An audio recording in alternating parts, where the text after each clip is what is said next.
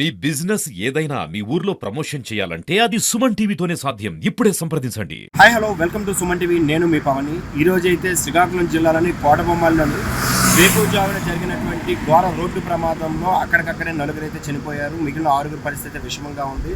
వీళ్ళనైతే ఇప్పటికే స్థానిక హాస్పిటల్కి అయితే తరలించడం అయితే జరిగింది. అయితే చనిపోయిన కుటుంబం అదేవిధంగాను ఈ ప్రయాణికులంతా కూడా మధ్యప్రదేశ్కి చెందిన వ్యక్తులుగానైతే గుర్తించారు. అయితే వీరు మధ్యప్రదేశ్ నుంచి తీర్థయాత్రలకు పుణ్యక్షేత్రాల దర్శనంకి అయితే వచ్చి కాశీని దర్శించుకొని అదేవిధంగా పూరి జగన్నాథ దర్శనం అయిపోయిన అనంతరము ఒడిశాలో అయితే ప్రయాణం మొదలుపెట్టారు. అక్కడ రాత్రి పూట అయితే హైవే పక్కన లారీ ఇవి ఏదైతే ఈ తుఫాన్ వెహికల్ అనేది ఆపిన తర్వాత అక్కడ ఉన్నటువంటి స్థానిక పోలీసులు ఇక్కడి నుంచి అయితే ఖచ్చితంగా వెహికల్ తీసేయాలి, హైవే పక్కన అయితే నిలపకూడదని చెప్పేసి వాళ్ళు అక్కడి నుంచి కమ్యూనికేట్ జరిగింది.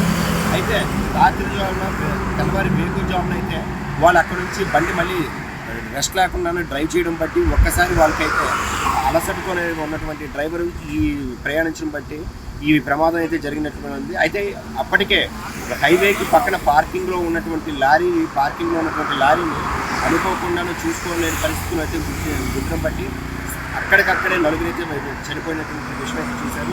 అయితే ప్రస్తుతం అక్కడ ఉన్న ఎస్పీ గారు కూడా ఇక్కడికి వచ్చి స్థానికంగానే వచ్చి ఈ స్పాట్ని అయితే పరిశీలించారు. ఈ ప్రమాద ఘటనకి కారణాలు కూడా అడిగి తెలుసుకోవడం జరిగింది.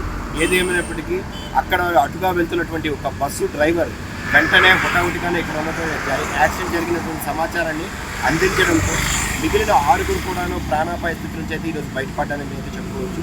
చూస్తున్నారు కదా పక్కన ఉన్నటువంటి విజువల్స్ ఎంత ఘోరంగా అయితే ఈ ప్రమాదం జరిగింది. Thank you so much.